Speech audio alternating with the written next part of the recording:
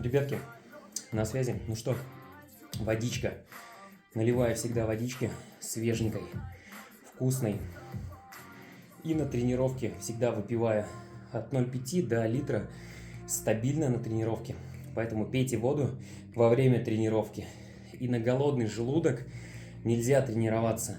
Покушали, отдохнули, часик где-нибудь, может полтора, если у вас такая взрывная тренировка.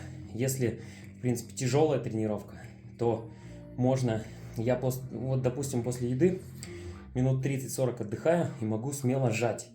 Не на количество, а на 10, 8 повторений. И, в принципе, жим хорошо идет. Но если это какие-то такие подтягивания, без веса, еще что-то, отжимания на количество, то после еды лучше отдохнуть, конечно, часик-полтора вот так. Давайте, ваше здоровье, друзья, занимаемся спортом, не болеем.